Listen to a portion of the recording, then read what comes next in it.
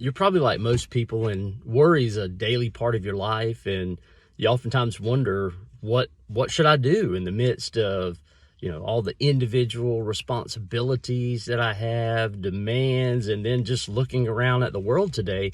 All the uncertainties can often leave us feeling like there's no hope or there's no solution to the things that we worry about. But I want you to know that God gives us a prescription in His Word on how to deal with worry, whether it's those worries that we face on a daily basis, or it's that big, overwhelming issue that's forcing us to just constantly think about it. Here's what God tells us to do in His Word. He says, "Do not be anxious about anything, but in everything by prayer and supplication with thanksgiving, let your requests be made known to God, and the peace of God, which surpasses all understanding, will guard your hearts and your minds in Christ Jesus." In Philippians chapter 4, verses 6 and 7, God tells us what to do. And it's a prescription, if you will, for those moments we begin to feel anxious, uncertainty, overwhelmed with all that's happening and going on around us. God says that we can just pause and go to Him in prayer. We can tell Him the real things that are weighing heavy on our heart and our mind, and we can tell Him about our struggles, the uncertainties, and God's not going to think any less of us, but what He's going to do is remind us that He's there with us, and He's going to give us a peace that surpasses all understanding by His presence being there with us. And I don't want you to think that I'm undermining the pain that worry brings into our lives, but I want to tell you about the power that Jesus brings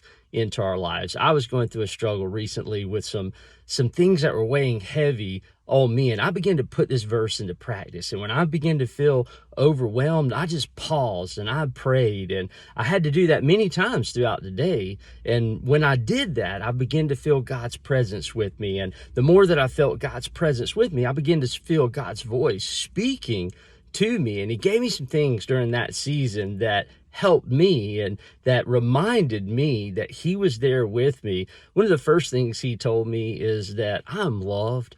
Do you know that's the whole purpose of the Bible? For God to tell you that He loves you deeply, madly, so much that He pursues you through His Son, Jesus Christ. And when you surrender your life to His, the second thing that He told me is that I'm His now.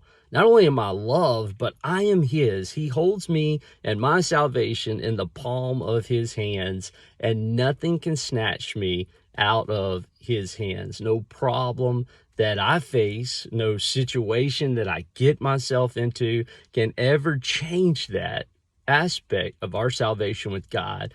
I'm loved, I'm His, and He is working His good plan out in my life. Sometimes we forget that in the middle of our struggles, in the middle of our pain. We're just tempted to look at the problem and not the problem solver, Jesus Christ.